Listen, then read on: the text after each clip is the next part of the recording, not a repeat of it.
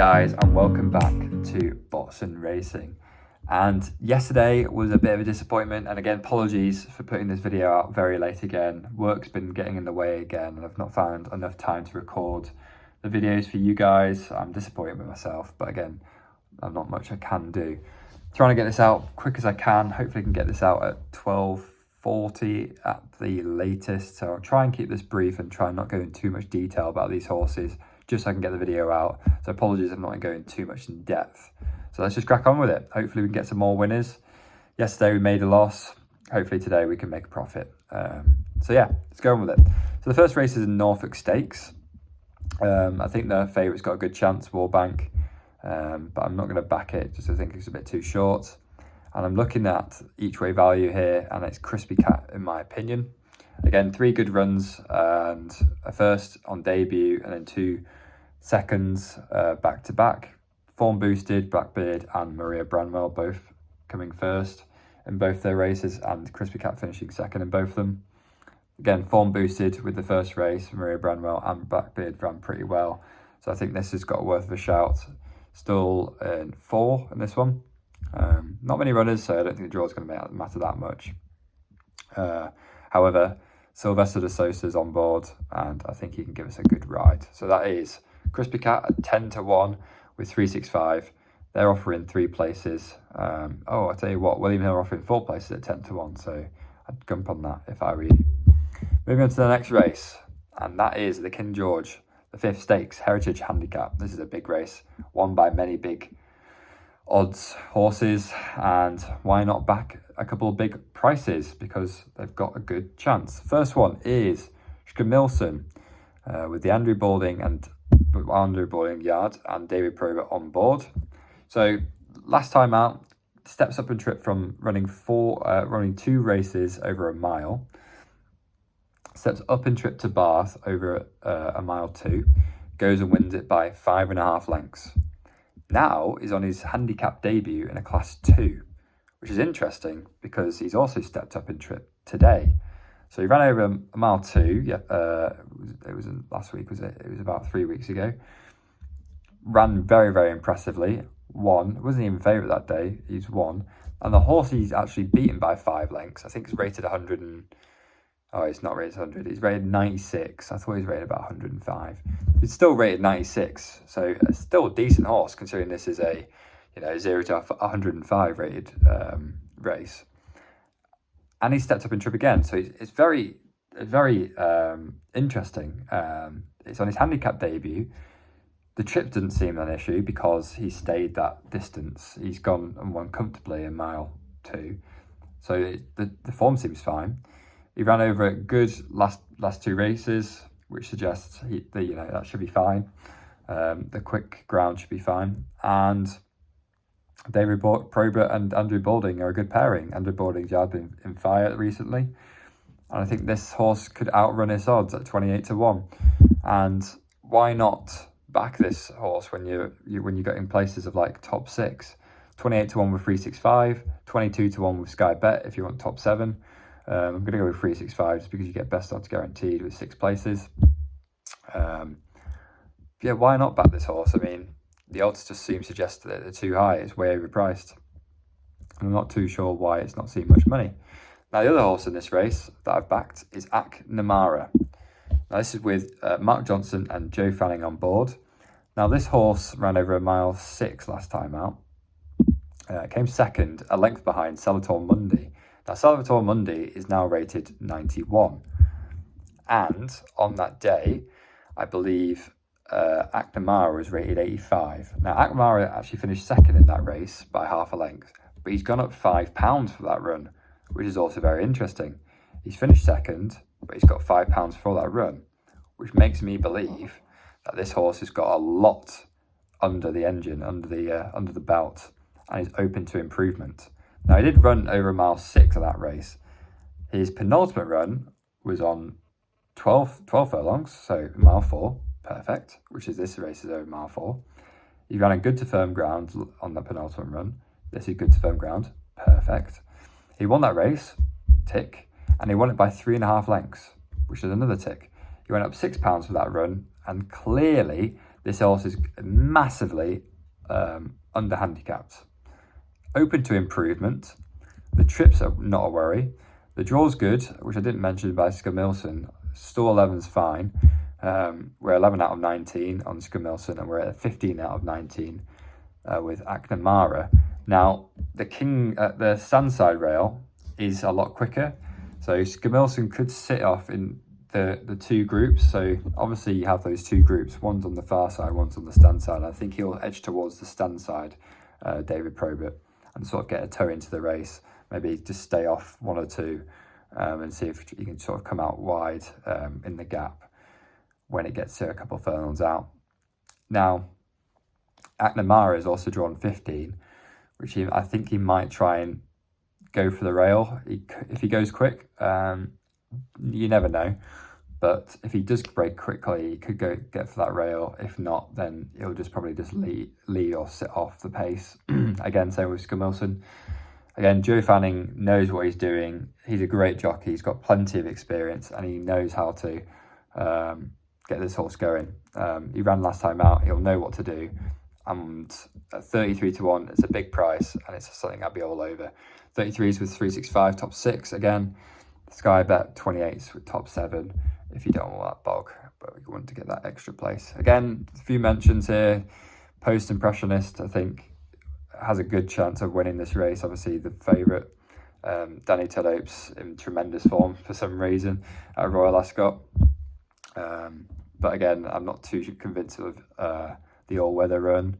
I know his form's been boosted with Eldarov. But again, it just makes a difference. Why is he going to all-weather and then running here? And then another one at a decent price. I thought Yashin could run well at his odds as well. But I'm not going to back it because it's too short in my opinion. I've gone with the big outsiders, and I think they can get it done more than likely than Yashin or Post Impressionist. Now moving on to the third race, and it is the Ribblesdale. Still Silk Road for me in this race. Can't see past it. William Haggis's yard is impressive at the moment. Tom Marquand as well was riding pretty well. Last time out wasn't that impressive on soft ground, but I think he wants the quick ground. Good to firms, obviously, today. And I think, this is his trip, 1 mile 4. Screaming it for a step-up trip last time out. He stays on really, really nice. If you watch his last run, stays on really, really nice. And I think he should just go and win. Not really much to say about that horse, really. I just think the odds are just a bit overpriced, and he should be massive favourite. I think he should be around about 13 to 8, 6 to 4, not 9 to 4. Again, I think the bookies have got that one wrong. Moving on to the Gold Cup then, the big one of the day. And I so want to be putting up Stradivarius for this race, but I just simply cannot. He's too short, and he won't win. Sadly, I want him to win. I really, really do. And that's why I'm not having too much stake on this race, just because I don't think I want to be cheering on Stradivarius. Well, I don't want to be cheering on another horse when deep down I want Stradivarius to win. However, he's too short at the moment. It's just, obviously, he's going to get the good ground, which he loves. But I think Kyprios is a miles better horse. He's younger. He looks a tremendous galloper in his previous runs. He just looks such an animal, and I think he does beat Stradivarius here. The 8-year-old, I don't think he's going to get his 4th Gold Cup, and it's a real shame for me to say, but I want him to win, but I don't think he will win. And 6 to 4, 13 to 8 in places is worth a shot in the dark. Well, not even dark. I think it'll win. Might even look at lengths on this thing. Mojo Shah, the other one at 16s. Again, this horse has got a question of distance and trip, but he's been entered in some cracking races. Last time out, ran on heavy ground over in the Arc de Triomphe. Yes, he's finished 10th, but it's on heavy ground. He likes quicker ground. He ran in the St Leger in mile 6, came 2nd to Hurricane Lane. So there's some real good, bit pieces of form this horse has ran in. He's ran in the Irish Derby as well. Obviously, it was a pretty bad run considering he finished 9 lengths off Hurricane Lane. However, that was over mile 4. This is going to be over another extra mile, and I think he's a stayer, is Mojo Star. Definite stayer. And it is a big question of will the trip suit. I think it will suit, and hopefully he can nick on with a place. I think I've got it with Sky Bet. They're offering one more price. Yeah, I am. So 12 to 1 I've backed it at. You can get it at 16, so you want to go top 3. I just want to get that extra place just because I think he will be slightly just trying to not get closed out by the late finishers. So like Princess and Burning Victory. So if you can stay on and nab a place or top 4, I'm happy with that with 12 to 1. And I'm not too sure if he'll drift or not, but fingers crossed he'll come in a bit, or it just stay at those odds. I don't like backing horses when they drift and not getting bogged. Right, moving on to the next race, and it's the Britannica Stakes. This is for Colts and Geldings, and I've got 3 horses in this race. We'll start off with the one I fancy the most, which is Thesis at 12 to 1. Yeah, I really like this horse, running on handicap debut today. And again, a horse that's got, pretty good form again. He's only run on good ground over a mile, which is what he's getting today. He's came second in 17 out of 17 horses, finishing 1 length behind My Prospero, which we know is an unbelievable horse, is My Prospero. Obviously finishing 3rd, I think it were, behind Kyprios in a Group 1. I mean, that's a bit of a form booster there, I guess. However, that was over 2-3 months ago, so who knows where he's at now. And My Prospero has definitely progressed from this. The question is, has Thesis has? If you look for his form, it's a big red flag saying no. However, he has not run on turf on good ground since that Newbury run. Now he's going to have the straight mile here on good to firm ground, drawn 10, which is a bit of an iffy one. However, it is a good thing for him because he's going to get his turf good to firm, and it's his handicap debut off a mark of 90 as well, which is a bit too short. You'd think he's well handicapped, even though he's not even run a handicap race. So he could finish miles back, or he could piss up. It's a bit of a risky one, but I'm quite confident, and the form suggests that this trip and going will suit. Next horse is we'll go with the bigger odds, and then we'll go with the shorter rest. So I've gone with Mr. McCann in this one, sorry, not in the next, in this race as well. Drawn 11, so right next to Thesis. And again, bit of a form last time out. He's finished 8 lengths behind Maljoom, and we've seen what happened with Maljoom on that first day. Very, very disappointing, shit ride, which makes me believe that Mr. McCann can go and progress. Again, I think this is his handicap debut, if I'm not mistaken, and he's off a mark of 102, a lot higher than a lot of the rest of them. However, a lot of decent bits of form. He's run a listed race last penultimate run, obviously ran in that Group 2 at 2,000 guineas over in Germany, and came 4th. And then he ran at Epsom as well in a 2-year-old, and he won by 5 lengths. So again, this horse definitely is an interesting one, at least. Entered in a handicap, and he's 66s, so I'm not too sure about that one. I've gone with 365 on this one again. You can go with Coral or William Hill. Both of them are offering this exact same thing, but they're both 66s. All 3 of them are 66s. The top 4 of the quarter of the odds. Hoping for a lucky top 4. That'd be nice. Even a win, that'd be perfect. That'd be put us right up there for the rest of the week. And I definitely think this can outrun his odds. It's whether that sort of weight is going to be a bit of a penalty or not. So we'll have to see. But yeah, James McDonald's come over from Aussie lands, and he's already won. So maybe he can make this his second horse at 66s. And the last horse is Whoputfiftyinyou. Again, some nice wins, 4 from 4, decent form boosted last time out on over at Haydock on good ground. He likes 8 furlongs. I mean, it was an interesting race. He did stay on pretty nicely. However, I'm not too sure if 1 mile is his preferred distance. So he could get outpaced and sort of trickle back to the line. So I will be backing this just a straight win. There's no point going each way anyway at a horse that's 13 to 2. But again, I think this has got a good chance with Clyde Cox, knowing what he wants with these horses, where they're going to go. And 13-2, I think he's got a good chance. Adam Kirby again on board. He's drawn perfect as well, stalled 28. He's going to be right by the rail. And hopefully he can just stay on and bolt home. Absolutely bolt home.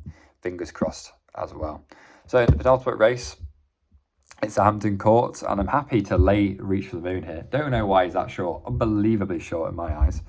And I was trying to look at any value or any way of trying to beat the favourite, and I only came up with one horse. And that horse is Claymore. Now, Claymore had a massive excuse last time out over in the French Guineas. He's finished 15 out of 15, 23 lengths behind Modern Games. Just simply wasn't his day that day. And hopefully, I think he could bounce back today. Now, he's had a good month off to hopefully sort out his issues. And the previous run in the Craven, he came second behind Native Trail. Now, if you look through Reach for the Moon's form, he's lost to My Prospero. He's lost to Bayside Boy. Now, Bayside Boy, not that great. We just seen yesterday it weren't that good of a performance. And then the horses he's sort of beaten are Harrow, Great Max, Point Lonsdale. And Point Lonsdale's actually been beaten by Native Trail by like 5-6 lengths. And who came anywhere near Native Trail? Claymore did by 3 lengths, I should say. Not close, but closer than Reach for the Moon would suggest. Now the question is the trip, which we'll go on to, which will make Reach for the Moon be a bit more closer between Claymore. But I think it can stay. Now, there's reason to suggest that he's got pedigree to suggest the trip will stay. New Boy was sort of won his average lengths of 9.5 furlongs, and this is 10 furlongs, so he might sort of be wary coming to the final, sort of half a furlong. So again, the trip is going to be interesting, but the good thing is he's got good to firm ground. So again, it's going to be quick for him, and I think he's going to like good to firm, considering he ran, I said, second in that Craven on good ground over at Newmarket. And I said, I think Reach the Moon's just too short, and we're seeing what happens to these big favourites that come to these festivals. Just one of them gets beat, just like Bay Bridge. And I think Reach for the Moon could lose as well. Now, moving on to the last race of the day, and it is the Buckingham Palace Stakes, Class 2. And again, I think you've just got to be backing big odds here, because there's no way I'm backing a straight winner here. There's a lot of horses here, and I've gone with 2, and let's hope one of them wins. Now, the first one is River Nymph. Again, some decent form previously. He's run that at 7 furlong over at Ascot on good ground, and that seems that Victoria Cup has a lot of form in there. Both the horses I've picked in this race, both have run in this race, in this Victoria Cup, and both finished, in the top 6. So definitely suggestions that we've got a decent price here. Now the horse that's won that race is Vaffortino. Could never see some of these horses' names. Vaffortino. Now he's 8-1, and River Nymph here is 20s. Now I think River Nymph struggled during that last race. I think there was a reason why he sort of caught my eye, and I think it was something to do with him staying on. I remember watching back the race, because I didn't actually back that River Nymph, but I remember watching the race and looking that he definitely caught the eye. He stayed on very, very nicely in that race, and we're going same trip, same course, and he's ran over there last time out, so why not pick this time? Now I think he was drawn 28. He was drawn 28. Now the issue here is he's also drawn in 7. Now again, we've seen on the far side some winners, but not many, and that's my issue, is probably what's going to go with the far side. Obviously the angle is to look for that bottom sort of draw, and who knows what's going to happen. But again, he stayed on nicely, and he's got a chance to get a place. Now there is 7 places with 365. They're also offering Bog. He's 20s on 365, the biggest price with the most places. It'd be silly to pass that up. and I think he could outrun his odds. You know, he could be thereabouts. Let's just put it like that. He could be there. I mean, he's got a chance of winning, but I definitely think he places. And 20s, that's decent odds. Now, the other horse was Ropey Guest. Now, he had a bit of an issue in that penultimate run in the same race Brim and Nymph ran. He finished 5th in that race. But he got a bit stuck, did Ropey Guest. He couldn't find sort of a room. He sort of swerved left at the start, and he didn't have that sort of staying on ability at the end, which is, could say if he just ran straight and just kept his head on, he'd be fine. Now, he did have a visor on that time, and he's got a visor on today, so hopefully that will help. But again, same issue with River Nymph. Ropey Guest has also drawn 6. Now, it's whether these fast side horses can stay on, and we've seen a massive draw bias at the moment. A lot of these store winners have been, you know, in the high 20s, or, you know, the high end of the, you know, the rail draws. And again, 6 and 7 aren't good bets if you were back just horses from where their numbers are. But again, these horses are massively overpriced, and I think these have got a good chance of winning. Again, 33s on these ones, 365, 33s, top 7. Exactly the same with Sky, but you can get bugged with 365 in case this string drifts. Good jockey, Tom Creeley, and a yard. That's probably the reason why the odds are so high at 33s. Now, Ropey Guest previous run was over 6 furlongs in a listed race, and that was just a stakes race, and he's back now into a handicap. Didn't lose any ratings for that run. Just you can draw a line through that, running over 6 on good grounds. I mean, that's fine. I want Ascot form. He's got Ascot form. He's got course and distance form, and I think he could stay on again at 33s. Right, so that'll do me. Thank you for watching another long video, and hopefully today will be profit. I'm hoping so, because we're getting to the couple last days of the festival, and I don't want to end the festival as a loss. So fingers crossed for a good day today, and hopefully we can get it done either today or tomorrow. See you guys tomorrow, and I'll be definitely getting these videos out in the evening, the day before, genuinely, because I can't just keep putting these out with an hour to go. I mean, it's just silly. So thanks for watching. Like and subscribe. Put some comments in the comments so I know what you guys are backs, if there's any picks you like, and any suggestions for my next videos. Peace.